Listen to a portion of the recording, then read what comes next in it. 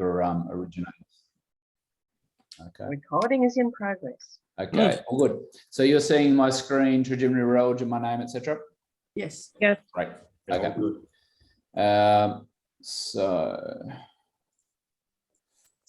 So what I was going to talk to you about today was a general overview of trigeminal neuralgia, focusing mainly on, and I will also touch base on glossopharyngeal and geniculate neuralgia. There's no hemifacial spasm sufferers, are there? No. What's that? No. Okay. So it's a similar pathology, but people get twitching of their face, so their face No. kind of goes like that.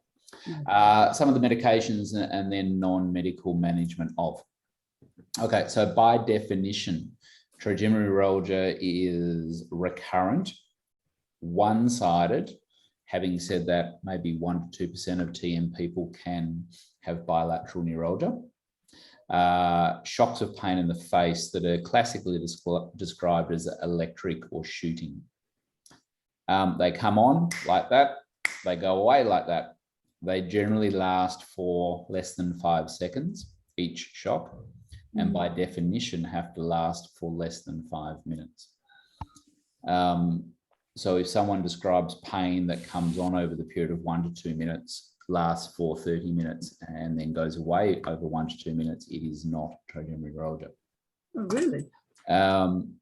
So then this is the strict international classification. So in order to have trigeminal neuralgia, you must fulfill all these criteria. It's limited to the distribution of the trigeminal nerve. Now it's called the trigeminal nerve for a reason. It has 3 parts. Sorry, I just got someone calling. So V1 is the forehead here. Do you see my picture as well? Yes. Yeah. Can you see my face? Okay, so V1 is the forehead to about mid-scalp and the eye. So upper eyelid and the eye. V2 is the cheek from the lower eyelid to the angle of the mouth and the upper teeth. V3 is lower teeth, jaw. It stops at basically the jaw line. So if it's in your neck down here, it's not TN. If it's in the back of your head, it's not TN. And it's triggered. It must be triggered by typically innocuous stimuli such as eating, chewing, laughing, talking, etc. Cold wind is probably the other one relevant to Tasmania, especially. It is a diagnosis only made by history. So I've had a lot of people come in and they start going, oh, my scan shows that I've got trigeminal neuralgia. Wrong. Your scan cannot show that you have trigeminal neuralgia. If any doctor tells you as such, they don't know what they're talking about. Now, within trigeminal neuralgia, there are various subtypes. So there is primary and secondary. So primary and then further subclassified into classic. And this is a fairly new change, I think maybe 4 or 5 years ago. The classic means that you have the typical trigeminal neuralgia pain, and on the MRI, you can see an artery hitting the nerve. Idiopathic is you have the classic trigeminal pain, but the imaging does not show an artery hitting the nerve, or the medical term for that is neurovascular conflict.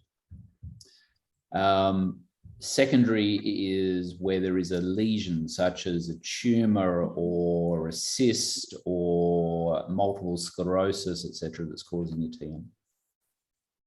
Now, within further subclassification, it is what used to be called typical and atypical. So purely paroxysmal, by that I mean only brief electric shocks.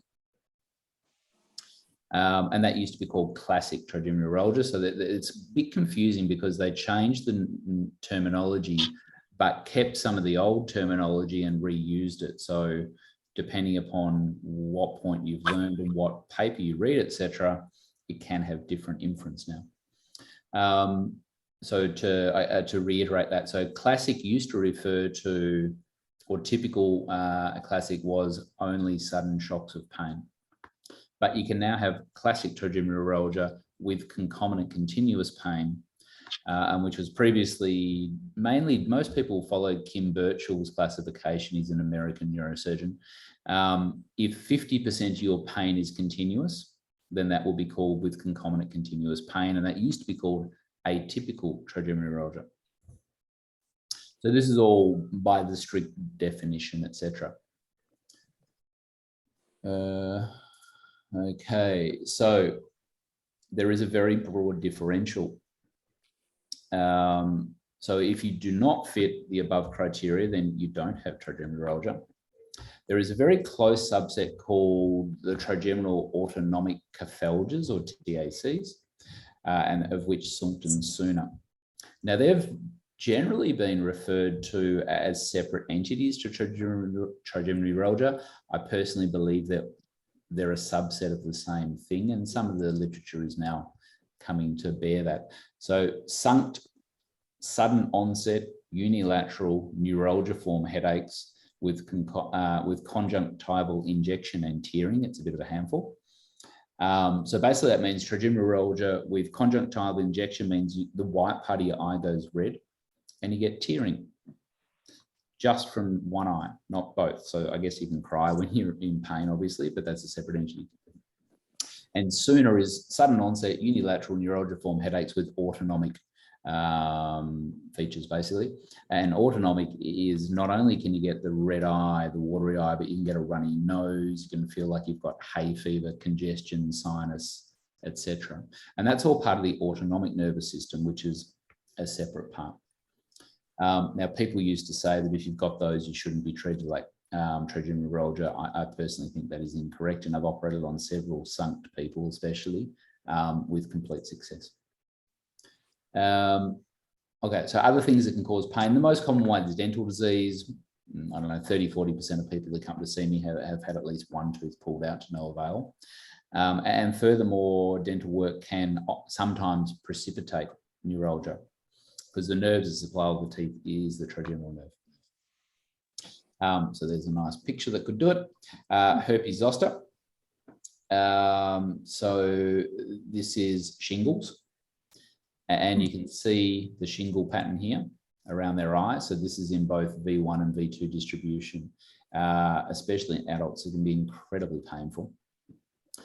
Obviously, if you see this, then the diagnosis is fairly clearly not trigeminal neuralgia, but sometimes it can be deep in the ear canal. So unless the doctor looks in your ear, you won't see it. That tends to give you more of a continuous burning but very nasty pain. It is quite different to trigeminal neuralgia. TMJ, or temporomandibular joint, so that's where your jaw meets the base of your skull, and basically if you put your fingers in front of your ears and open and close your jaw, you'll feel that joint moving. So sometimes people have pain here. Again, it's not a sudden onset sharp pain. It's generally associated with movement of the jaw, often in people who are quite stressed, anxious, etc. And they grind their teeth at night, something called bruxism. And they're very painful to palpate around that region. Sinusitis, so typically over the maxillary region, but you do have frontal sinuses as well. And that's more of a dull, aching, continual pain. It can wax and wane, but it doesn't fit the bill either. Giant cell arteritis, only really see it above the age of 60. There's an artery that runs up here called the superficial temporal artery that can have some, what's an arteritis, or inflammation of the artery. And that can present with pain through here, and it can be quite nasty and painful to touch. And why that's important is that that's affecting multiple small vessels, or medium-sized vessels actually, but that can affect the artery that supplies blood to the eye. And if you don't pick it up and treat it accordingly, which is a very high-dose steroid, prednisolone, then you can go blind. Migrainous neuralgia, migraine can cause any kind of headache and pain. Tumours, different, it's like a dull, achy, throbbing pain typically. Atypical facial pain, that is basically a wastebasket term for we don't know. So when you've got facial pain and we don't really understand it, it gets termed atypical facial pain. And there's, this is page 1 of the actual formal classification. So you can see it gets quite complicated as to how many different diagnoses there are. Okay, so as I said, diagnosis is purely on history. It's probably the only condition that I treat that imaging does not confirm or deny a diagnosis. It is purely made from what you tell me, which is why it's so important to ask the right questions. And often with people's neuralgia, it changes over time. So, you know, it's quite common to meet people who've had pain for 5, 10, 15 years. And their pain at 15 years is almost always very different to the pain they had originally. It is critical to go back and ask questions about how the pain was originally. The purpose of the examination for people with trigeminal neuralgia, they should not have a neurological deficit. Sometimes there's very subtle sensory changes, but when you find that, you start to think, is this something else, such as secondary neuralgia? Is there a tumor or something else that's pressing the nerve to account for that? So the purpose of the MRI is to primarily exclude a brain tumor or multiple sclerosis. It's also to look for evidence of neurovascular conflict, or that's what I'm saying here by NV conflict. Now, this is very important. 50% of radiology reports I see are wrong. It is awfully picked up with radiologists. They don't understand it, and that's fair. It's a very rare disease. And sadly, and this is especially true with neurologists, look, there are some great neurologists, and some of them can read a scan properly. To be frank, most of them can't. They go by the report. And if the report's wrong, then they'll go, oh, there's no evidence of neurovascular conflict. I won't send you to a neurosurgeon. And I've seen this a few times now.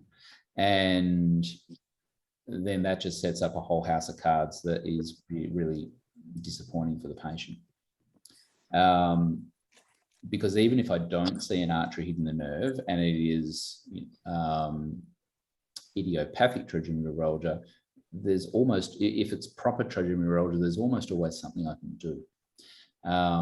And to this note, there's a lot of old school neurologists. I think the current generation are changing, and they were brought up with a view that neurosurgery is this incredibly dangerous, risky business. And that an MVD is a massive operation and you would only ever do that as an absolute last resort.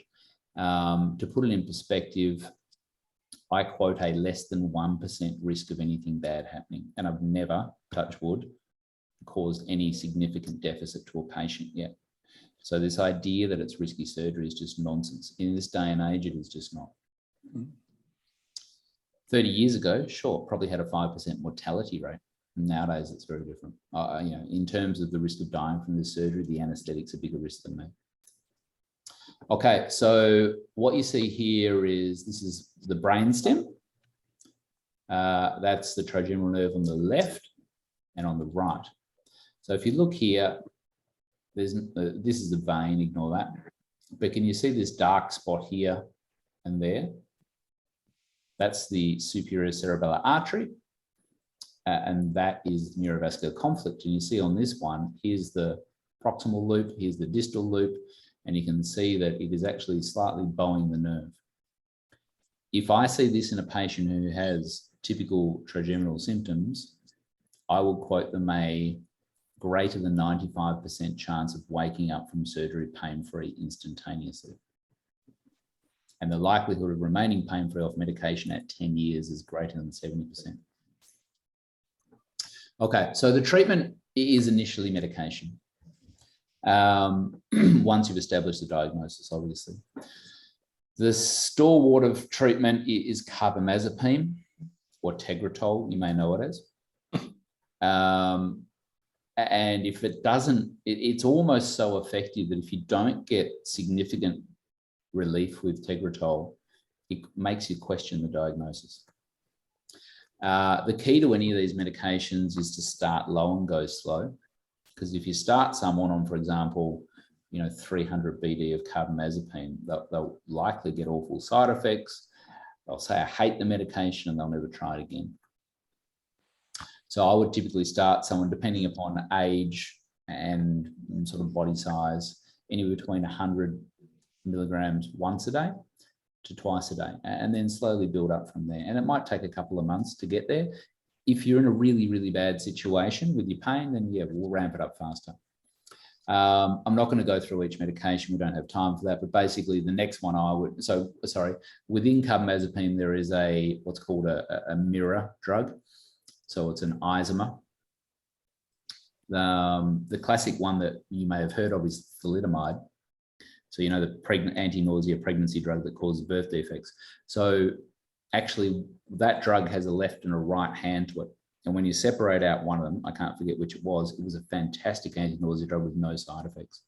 But due to the awful reputation, the pharmaceutical company could never use it again. So basically this is like that. It's a cleaner version of carbamazepine. It typically has less side effects and is equally as effective. It is a lot more expensive though. So carbamazepine is very cheap. Oxcarbazepine, I think, is about $100 a month or something like that. The major side effect, drowsiness, balance disturbance, woolly brain, you can't think properly, and low sodium. And this is probably the chief reason why I take people off these two medications is low sodium. But all the rest of these drugs can be very, very good, and it's horses for courses. So as I said, most people will be okay with carbamazepine, but often won't tolerate the side effects at a higher dose. And then you work through the list. I tend to refer people to a neurologist if the initial medication is not working, because I don't really have the time to spend tweaking drugs all the time. It's worth trying vitamin B12, but specifically this one, methylcobalamin, at 1,000 units daily. You can get that from a pharmacist, but there are various vitamin B12s. This is the active component. So it's got to be this one specifically. And in some people, this can help. And when you have acute exacerbations with real attacks, you know, requiring hospital admission because people are just in a terrible way, you can use intravenous, either lidocaine or lignocaine, or a variant of phenytoin called fosphenytoin. And sometimes ketamine. There's a few different things, but you've got to be in a pretty quick way to require that. Okay, so non-medical. Well, first of all, why would you consider non-medical? It's basically two reasons. One, the medication doesn't work, or two, it works, but the side effects are intolerable. And a common one is, and again, depends on the person who's treating it, but if they're starting to add on medications, the likelihood of a third medication working when two don't is less than 5%. So once you've failed two, you're almost certainly going to fail the others, and the side effect profile is going to go through the roof.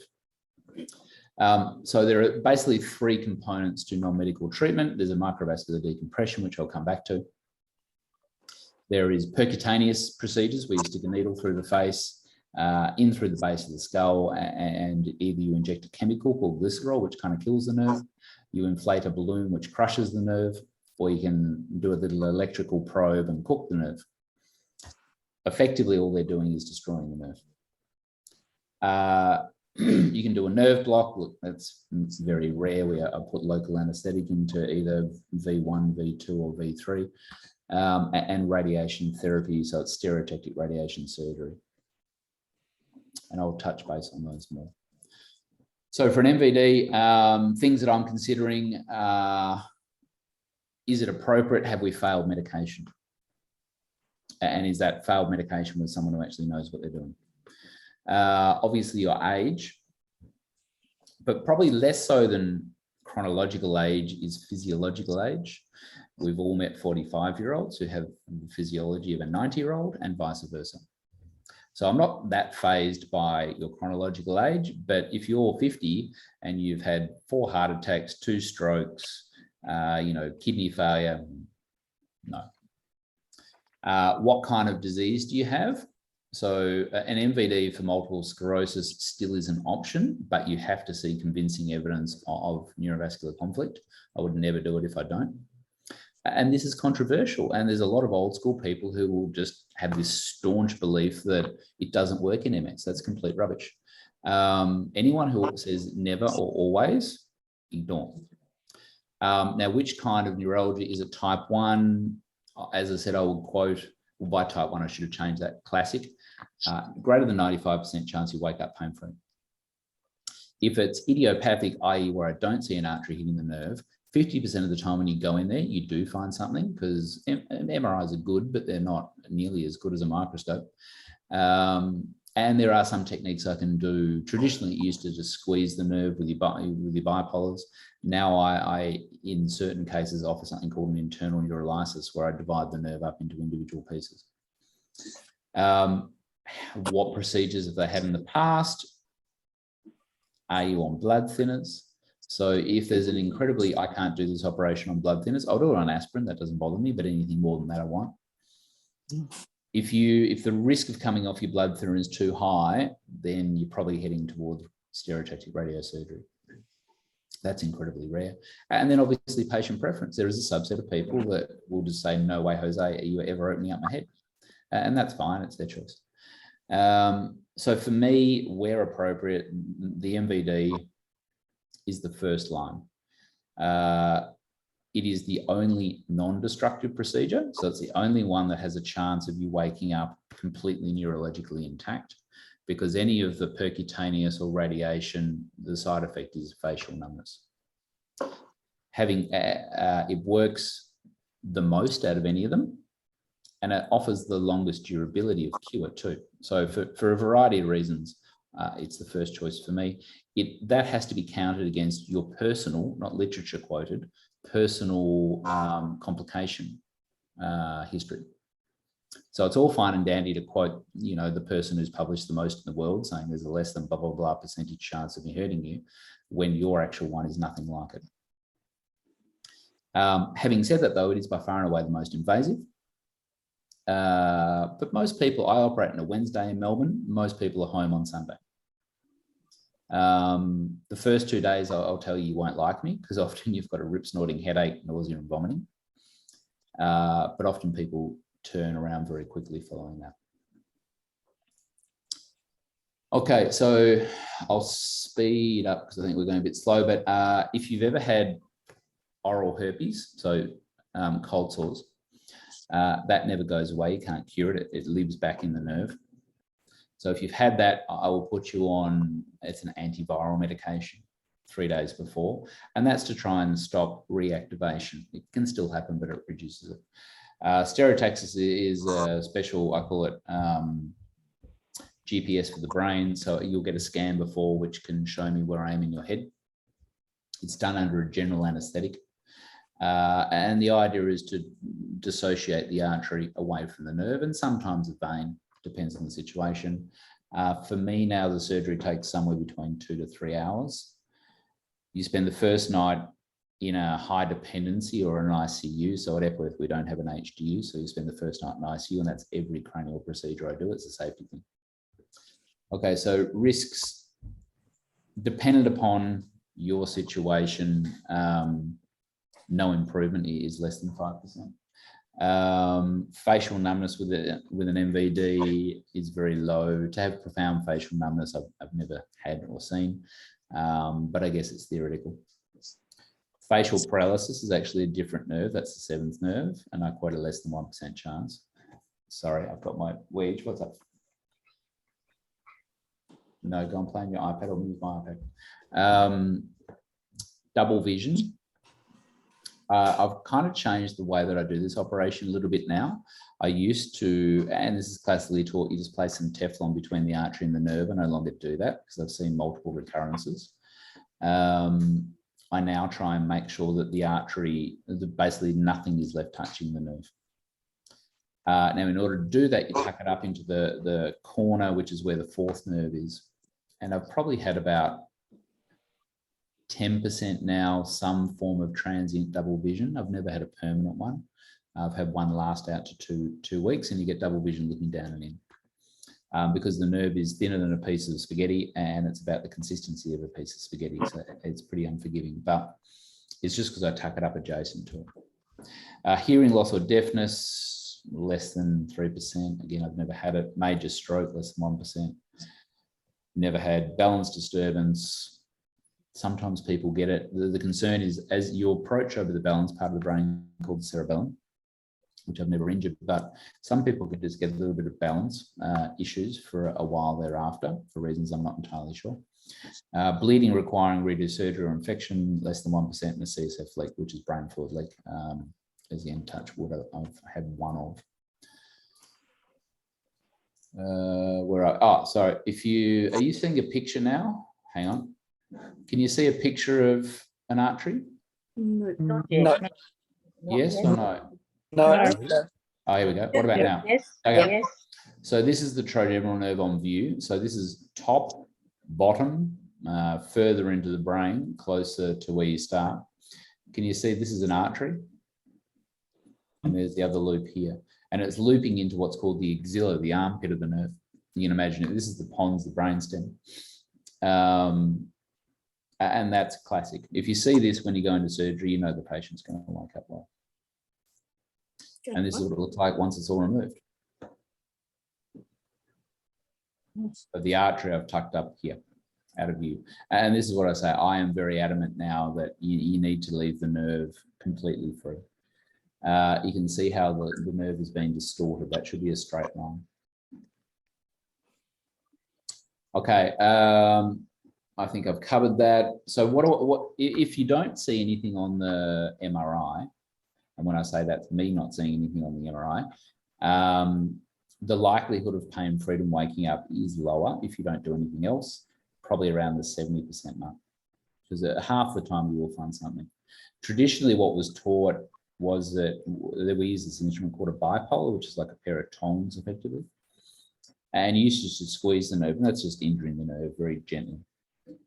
What I've now offered to people is something called an internal neurolysis, where the nerve is like a packet of spaghetti. It's not a big solid chunk of neural tissue. It's like a packet of spaghetti where you've got a whole bunch of little fibers housed in a package. I open up that package and divide the nerve into a few parts, aiming at the V2 and 3 distribution. You don't want to affect V1 because that's sensation to your eyeball. Now, the downside to an internal neurolysis is not always, and probably half the time I've had my patients wake up with no facial numbness, but I've had a couple of quite profound facial numbnesses. It's a bit of a lottery ticket, really. But you don't want to render the eye numb, because if you get grit and stuff into it, you don't react to it. There is very limited data on this procedure. I tried to do this on a public patient at the Austin, and my fellow neurosurgeon said this is all too controversial and you shouldn't do it. So I can only offer it in private. I've probably done about 10 of them now. As yet, everyone has worked.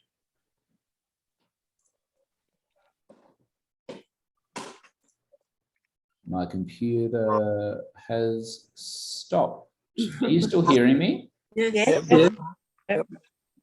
Yes. Yes. Sadly. Oh, here we go. Hang on. Okay. Oh, so this is an example, I think. Yeah, I'm not sure why this image is there. This is a picture of the internal neurolysis. So I don't know if you can see the nerve. This is pretty well, from here to here is only a few millimeters. But here's a branch of the nerve after I've divided it. Here is a branch, here is a branch, here is a branch. So that's an example of what the internal neurolysis looks like. Maybe this is what the nerve looked like before I did anything. So you see all one chunk through to multiple pieces. Okay, nerve blocker ablation. Basically, you're just sticking a needle into where the nerve exits the skull in V1, V2, or V3. They all recur. It's a temporary measure. I think I've done maybe 2 or 3 of these ever. Glycerol. So between the percutaneous, depends on how much the idea of facial numbness scares you, basically. Glycerol has still a very high rate of facial numbness, but it's not as bad typically compared to a balloon, which often works a little better and gives you longer duration of efficacy, but denser facial numbness. And with the percutaneous procedures, I basically say you are trading pain for numbness. Whereas with the MVD, you are not.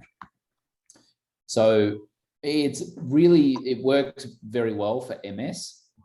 You can use it for all forms, but in MS, where there's nothing seen, this is my go-to choice. Where they've had prior procedures where an MVD is not appropriate, patient preference, etc., etc. So MS or type 2. So when you offer an MVD, if patient has the pain with what used to be called atypical trigeminal neuralgia, or the continuous concomitant pain, MVD does not take away the constant burning part. It'll only take away the intermittent shocks that are superseded above the constant burning part, whereas the glycerol can fix both. So it depends on the patient situation. If the continuous part is the majority of their pain, then they're not appropriate for an MVD, and I'd more offer this. Do you want me to run through what the surgery actually involves? It's basically sticking a needle in, starting in your cheek, goes up through the jaw, through the base of the skull where the nerve exits, confirm them in the correct spot with an X-ray, and inject in some dye, and then I inject the glycerol. This is probably more for GPs, to be honest. Why is this not working? Here we are. Okay, so these are just landmarks I use. So that's the entry point you can see here. So it's about 2.5 centimeters lateral to the side of your mouth. And this is where I'm trying to get it. So this is the skull, obviously. You're coming in through here inside the jaw, and that's the point where the V3 component of the nerve exits. And this is the front on view. So here's the nose, here's the eye socket, and that's where you're trying to get this needle. And this is what it looks like on an X-ray, and that's where you're trying to target. And you can see here, I've injected some dye, and you can see this, I don't know if you can see, there's a little dark. So this is where the nerve, this is called Meckel's cave. And this is confirming that you're in the correct position, so that you put the glycerol into the correct position thereafter. Okay, so it's highly variable, the efficacy. I would say, I normally quote people about 3/4 to 80%. I think 91's probably a little high, but it does have a very high recurrence rate. I would generally tell people it's going to last anywhere from 6 months to 4 years, but it is repeatable. Predictors of success: if I get a good picture intraoperatively confirming that I'm in the right spot with that classic dye shape, then that's much more likely. If when you wake up you have immediate facial numbness, if you've got no facial numbness at all, there's a good chance it's going to either not work at all or fail very quickly. And it still does work better for type 1 or classic neuralgia, but can work very well for all forms. SRS is completely non-invasive. In Melbourne, there's only two, well, actually one just retired. So there may actually now, no, there's 2 people now. There's one at the Alfred and one at Peter Mac who will offer this. But basically you're offering an incredibly high dose of radiation to the nerve, a short segment of the nerve. It's about 90 gray. Now, to put that in perspective, when we treat most brain tumours, we're offering 30 to 40 gray. So it's a whopping dose. It doesn't work immediately. It's typically days to weeks for it to start to work. It works about as well as a percutaneous, a glycerol. I don't think it works as well as a balloon, but I'd say it's pretty comparable to glycerol. Some people will repeat it. For me, it's really people who are just too frail for surgery or on blood thinners which can't be stopped. Or alternatively, there are other people like after you have the procedure, you know, that day you can go out and have dinner if you want, that's fine. So it is completely non-invasive, but to be frank, it's probably my 3rd pick of the bunch. But there is a subset of people that I think it's very appropriate for. You can still get facial numbness, though it's less common. With glycerol, I'd quote a 80% chance of facial numbness. With a balloon, it's almost 90 to 100. This is probably more around the 30% range, but it comes on later.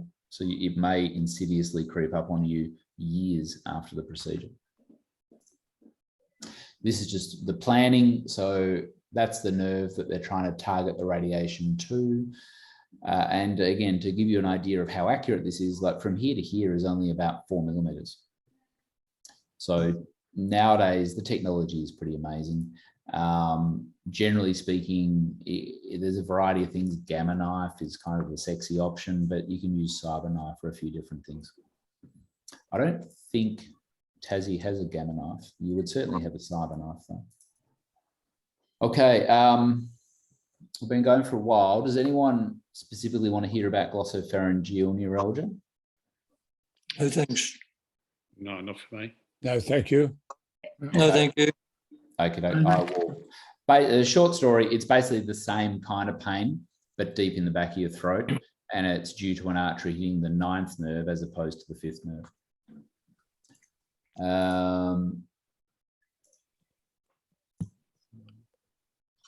And then finally, there is another one called geniculate neuralgia, which is due to an artery hitting a component of the 7-8 complex, and it gives you the same kind of pain, but deep in your ear. It's like the description I use is like someone got an ice pick and shoved it in your ear hole. And that is both of the glossopharyngeal neuralgia doesn't respond very well to medication. It can to a degree, nowhere nearly as well. Geniculate doesn't much at all. There are no injections for them, and there is no radiosurgery for them. So it's either put up with it or surgery to some degree. Okay, that was really the sum of what I wanted to talk to you about. I'm more than happy to answer as many questions as people have. Okay. Well, I'll set off because my husband's sat here at the moment. He's got bilateral. He's got what, sorry? Bilateral, so both sides. Okay. Yep. He's had a couple of goes with a gamma knife, one left side and right side, which is in July and November. But he gets the pain longer than a couple of seconds, certainly longer than a minute. He'll have it less than 5 minutes. But it does depend upon what you were like when you were diagnosed. So as I said, for people who've had it for some time, things can change quite a lot. Right. So I am more interested in what it's like at the point of diagnosis, Yep. rather than at the time that I see the person. Obviously, it all matters. But the history, there is a technique to getting this history out of people. Yep.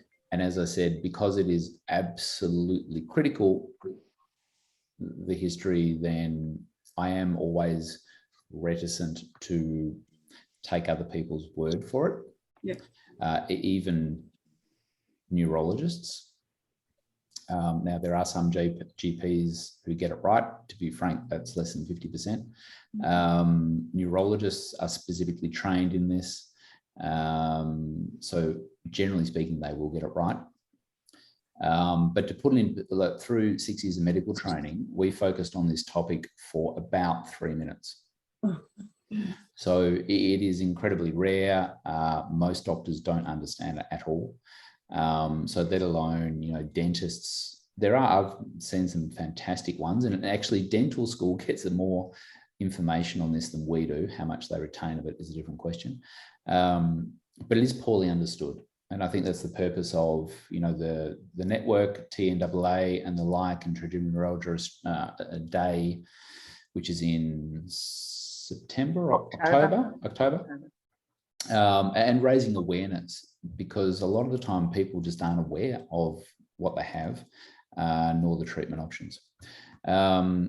So already, the red flag of bilateral, as I said, that places you in the subset of one of the most rare diseases we treat. It places you in the 1% of one of the most rarest diseases we treat. Right. Now, while it is possible, that is an automatic red flag that I'm hearing.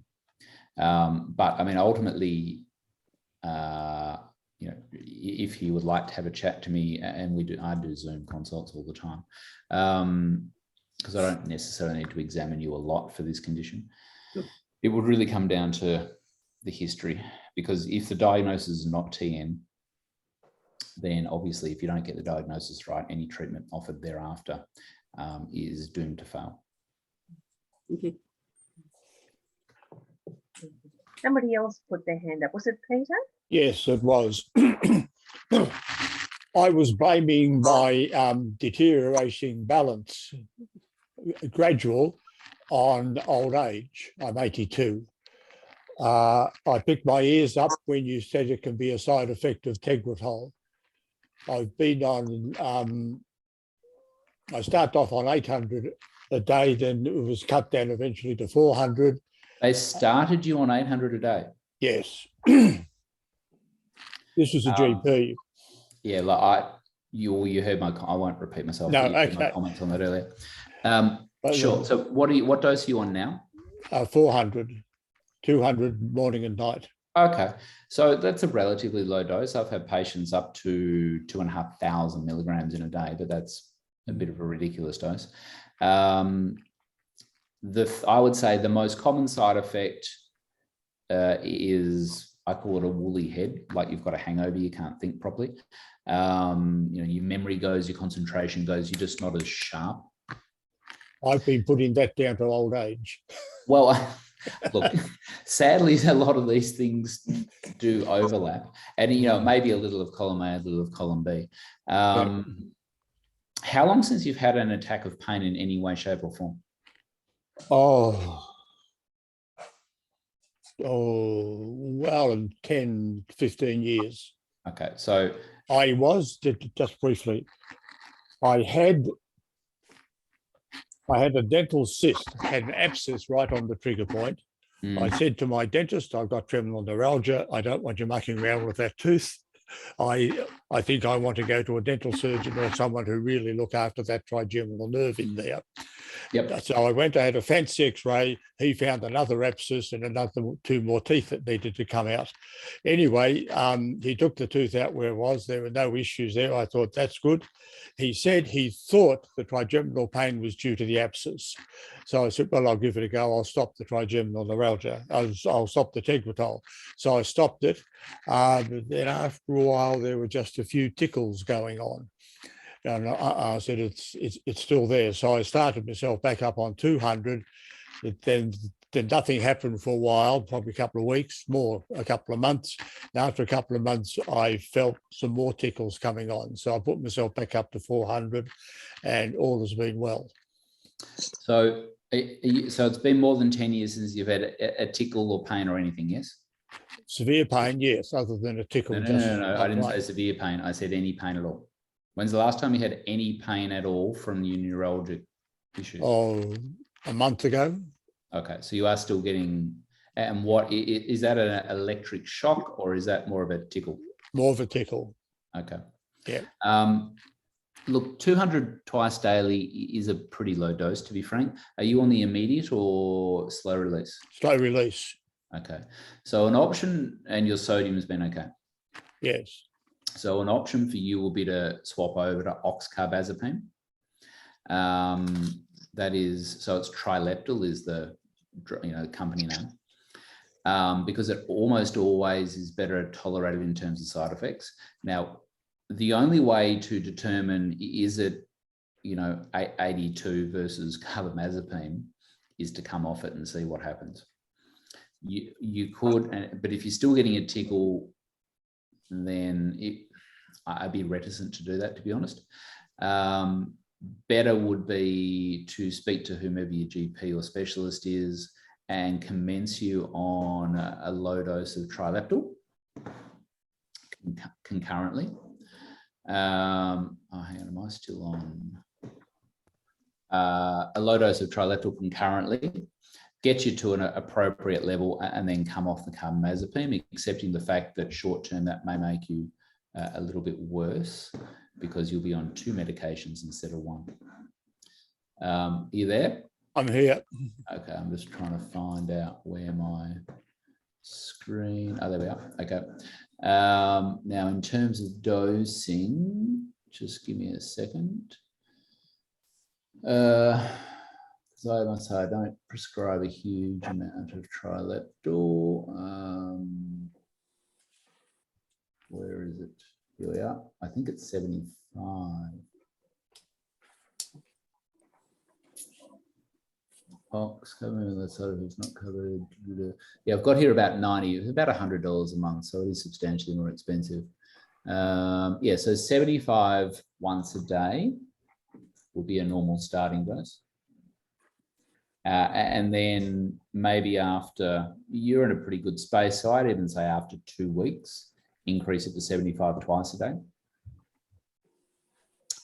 And at that dose, you could drop your current carbamazepine down from 200 twice a day to maybe 200 in the morning, 100 at night. Now, slow release, the smallest tablet is 200, so you break it in half. The pharmacist will tell you off, it's fine, it doesn't matter. And then maybe every week, so go from 200, 100 to 100, 100, 100, 0, 0, 0 every week. The key is do it slowly. If you're noticing some twinges, you can increase the oxcarbazepine up to 150 twice a day. So go from 75, 0, 75, 75, 150, 75. You understand what I'm saying? Yeah. And see if that makes a difference. Now, it may make utterly no difference at all. You may actually find that you don't tolerate the oxcarbazepine. That will be rare. The main reason, as I said, why people can't tolerate the trileptal oxcarbazepine is it causes low sodium, something called hyponatremia. And if it's a little bit, if it goes down to say 130, that's fine, I don't care. But I've seen people come in at like 115 and that can be quite dangerous. So during this process, you'd need your GP to be monitoring you and doing some blood tests every few weeks just to make sure that your sodium isn't going awry. I wouldn't have confidence that my GP would know all of this. Would it be fairly rare, this sort of... So did you say you would or would not? I would not. Now, okay. I might be him an injustice. Fine. Look, I mean, I can't comment. I don't know the person. Yeah. I've basically walked you through it from there. If you wanted to send Helen an email, she can forward to me and I can write down what I've just told you. Okay. I think I've got all the notes here. Yeah. I guess it depends on will the GP. I mean, you could explain to your GP that you've had this meeting, that I hopefully know what I'm talking about, and can you please prescribe this and follow said regime. Yeah. They may be offended by that. They may not be. I don't know. I doubt it, but yeah. Okay, thank you. But yeah, I would say it is in the top 3 most common side effects there is. Now, obviously at 82, it's not uncommon to get a bit wobbly. On a completely different note, do you do any weight or gym work? I do some gym work, yes. Good. Okay, so beyond the age of 70, it's incredibly important because your muscle mass plummets. And one of the places where you typically lose your muscle mass is around your rump. And they're your stabilizers. So you really need to be working on those. And there is a huge amount of evidence that it keeps people independent and living a fit and healthy lifestyle for a long time and avoids falls. Falls is probably the leading cause of demise in people at that age group. What did you say the concentrate your exercise on? Around basically from your belly button to your bum crease. All right, yeah. So it's a matter of doing planks, sit-ups, things like that, is it? Well, in planks is a whole body. That's more of a core thing. Be very careful with your shoulders because it does put a lot of stress on your shoulders, and you can get impingement of the. I was doing them a while ago, and I ended up having to stop them because I've got shoulder injuries from old sports stuff. But no, it's more squats. So lunges, squats, that sort of thing. But I would recommend at least initially getting a physio involved to walk you through it so that you're doing it safely and don't injure yourself. Oh, yeah, that's good. Sure. Prescribed drugs or unprescribed drugs, what do you recommend? You mentioned sort of B12. Anything else? That's the only one that I'm aware of that has some efficacy. There are some patches. So you can get capsaicin patches. If you get pain in a very specific distribution, it's basically like it's a component of chilies that can work for some people. You can get lignocaine patches, so local anesthetic patches. But for more alternate stuff, there's nothing that I've ever seen that is proven. Having said that, if it's innocuous and not hurting you, I won't take someone off an alternate medication, alternative medicine. There are, if I don't think it's hurting you, I've got a general philosophy, even if I think it's a complete waste of time, if it's not hurting you, that's fine by me. There are some, however, that can interfere with more Western medications per se, and that may be a different conversation. All right, because I'm on sort of B12, magnesium, and solar. What was the third one? And solar, mind you, that's more to do with What's my that? skincare. And solar, INSOLAR, I think it's spelled.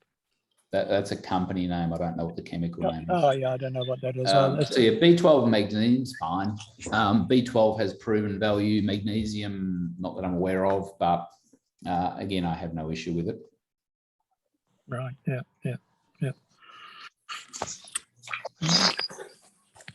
Are there any other questions?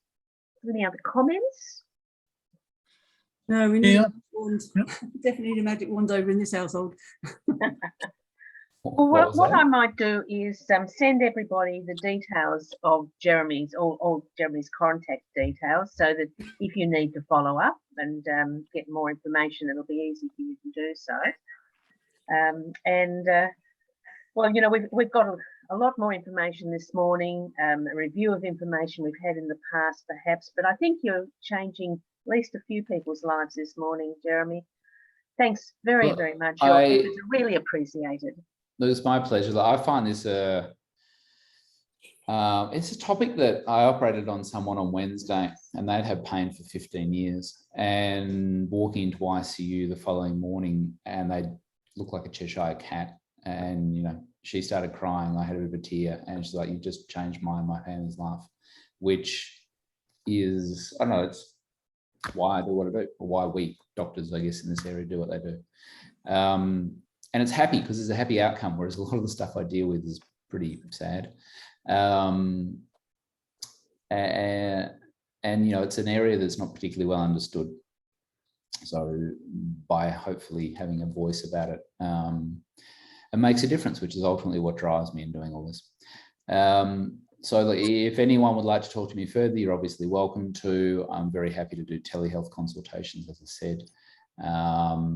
On my website, so if you just Google my name, you'll find my website. I have an information slip for trigeminal neuralgia, which has got a lot of the information that I've discussed today.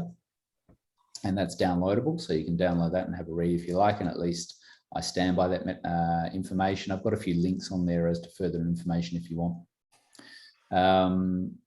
For the not trigeminal neuralgia, but other facial pains, I don't really offer a lot of treatment for, but more often than not, I can at least tell you what, you know, I can tell you if it's TN or not.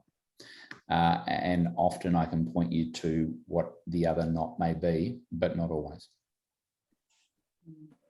I just got one point. I keep hitting my head for some reason. Then it seems to set off my TN. Is that likely to set off my TN? Absolutely. So I mean, any sensation from the top of your head down to your jaw is the trigeminal nerve. And we don't really understand trigeminal neuralgia, to be frank, exactly physiologically what happens.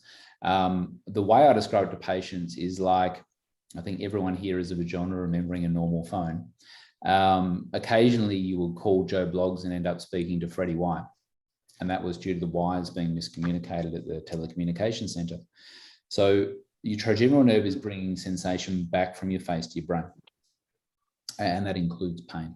So when the wiring gets back there, it is thought that the artery hitting the nerve causes a loss of the insulation around the nerve called myelin. And that's kind of what MS is. And then the wires can crosstalk. And the technical term is aphaptic transmission. So normal sensation being carried from the face gets misinterpreted by the brain as pain. And that's the leading understanding for it. But I have a few problems with that, because why all of a sudden, when I remove the artery away from the nerve, and you can see discoloration in the nerve, which is an indicator of demyelination. But if the nerves are still touching each other, despite me removing the artery, why do people wake up pain-free immediately? It's instantaneous. All right. So I think there's more to be learned about it. But at least, you know, someone figured out that this works. Yeah. What about an old injury? An old injury. I'm sort of talking about 2014, I got hit in the eye with the shuttlecock. And then about 6 weeks later, I was trying to protect my face with my racket to stop the shuttlecock hitting my eye again. And I got hit the racket in the same spot as I got hit in the eye with the shuttlecock. Yep. Ever since then, I can never sort of touch my eye. But it's been only probably in the last year or so that I'm getting this excessive pain there. Is it the eye itself or the skin around the eye? They're sort of right above you. Yeah, right okay. there. So that's right where the supraorbital nerve comes out. And that's Right. the main supply up here. There's a little notch in the bone about there, typically about 1 centimetre into your eyebrow. Right, yeah. When you injure a nerve, 95% of the time, a peripheral nerve which this is, it'll repair itself fine, but occasionally it doesn't. You end up with what's called a neuroma. So it becomes an exquisitely sensitive point to touch. Right. And you can get them anytime. We often see them with surgical incisions, is I guess where I see them the most. But they become basically the nerve has been injured and it repairs, and it's got a ball of naked neural tissue. And you touch it and zap. Yeah. Now, the way to diagnose that will be to inject it with local, and if your pain goes away, wonderful, it'll probably recur.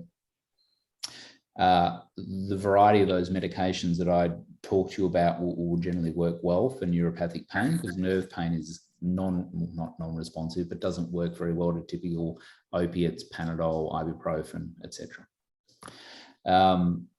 If it gets to a point where it is really, really bothering you, then you can actually get the nerve, do a little incision under the eyebrow, and basically rip the nerve out. It should fix the pain, but it will render your forehead numb. All right, yeah. So the nerve often does grow back after a few years, but it'll get rid of the pain 80, 90%. But once the nerve's gone, and this is what I tell people, I can take things out, but when I take them out, I can't put them back. So it is a one-way street. It is numb, like densely numb. All right, yeah. So it becomes a weighing up the lesser of two evils, really. Yeah, because I'm finding the pain sort of goes down, just the things that you mentioned before, like shaving, sort of yawning, talking, and sort of all those sort of really affected. That is a bit different. I mean, if it's always that one spot where you injured it and touch, that to me sounds like a neuroma, but that only triggers pain when you touch it. So without going into a full consult, etc. But if you're yawning, shaving, chewing, and you're getting pain, electric zaps, that probably more is trigeminal neuralgia and a different beast. And there's no reason why you can't have both. Oh, right, get you. Yeah. All right. I might have to sort of ring you up further on for the further consultation on that one then. So this is why I don't really want to give a 5-minute half-assed consultation, because it just doesn't work. I spend 45 minutes with new TM patients, which is longer than I do with any other condition, because the history has to be exact. Yeah. Oh, good. Thank you for that. Pleasure. Anyone else got anything? Nothing more. Well, thank you again. And my absolute hopefully pleasure. We'll all meet again some other time. And look, I'm happy to keep these sort of ongoing on a annual or biannual basis, or whichever you like. Thank you. I mean, now that borders are opened up, obviously we're accessible. I think that's one of the best things about COVID has been a lot more people have figured out we can communicate via this method. Yeah. But yeah, I will stay in touch, Helen, and if there is ongoing interest, that I'm happy to continue this. Thank you so much, Jeremy. That was wonderful. Pleasure. Hopefully you found that of some use, and Very much so. you know how to find me should you want to. And Jeremy, Graham Pratt here, but yeah, thank you so much once again. It's really changed my life, what you did for me. My pleasure. I told you why before I do it. It's hearing comments like that, and look, it doesn't always work. I won't lie. I've had two patients that essentially woke up in pain still, which I'm not very happy about. And there have been some recurrences, but I've also had a lot of patients many, many years down the track now that are still pain-free and leading the life that they want to. So that's the reward in itself. I think the big message is that there are treatments and there are procedures for people with trigeminal neuralgia, and they shouldn't just live in pain, hoping and wishing it'll go away. I mean, for people with other types of facial pain, it's a different ballgame. But I really see a huge amount of hope. 20 years ago, didn't see hope, but I certainly do these days. Cool. Okay, Ron. Well, enjoy your weekends, and I may speak to you in the future. Yeah, thank you very Bye. much. Bye, Thanks, everybody. Jeremy. Bye-bye. Thank you, Take care. guys. Bye-bye, and thanks. Thank you so much. Pleasure, guys. Bye-bye. Bye.